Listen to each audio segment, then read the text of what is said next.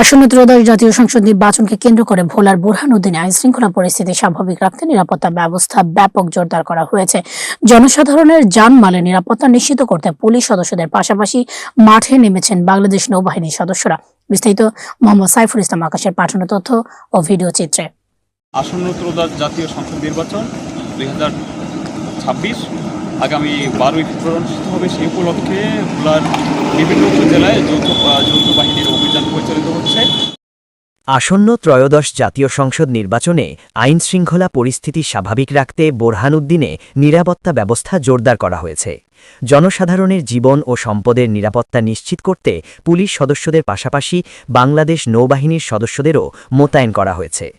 24 জানুয়ারি শনিবার সন্ধ্যা থেকে বোরহানুদ্দিন পৌরসভা, বোরহানগঞ্জ বাজার, উপশহর কুঞ্জেরহাট হাটবাজারে বাংলাদেশ নৌবাহিনী ও পুলিশের যৌথ টহল পরিচালনা করা হয়।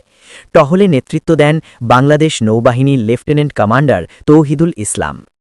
টহলকালে আইনশৃঙ্খলা বাহিনীর সদস্যরা বাজার ব্যবসায়ী, সাধারণ জনগণ ও পথচারীদের সঙ্গে কথা বলেন, সন্দেহভাজন ব্যক্তি ও যানবাহনে তল্লাশি চালান এবং নির্বাচনী সময়ে শান্তিপূর্ণ পরিবেশ বজায় রাখতে সকলের সহযোগিতা কামনা করেন।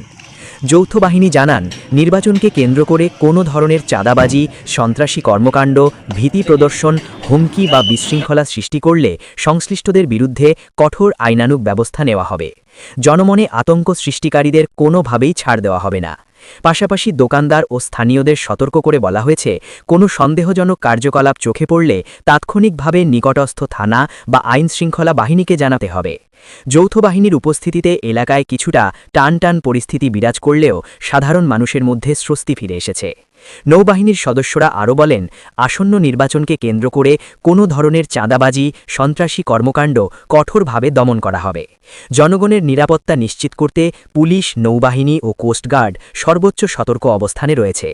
আইনশৃঙ্খলা পরিস্থিতি স্বাভাবিক রাখতে টহল ও অভিযান অব্যাহত থাকবে।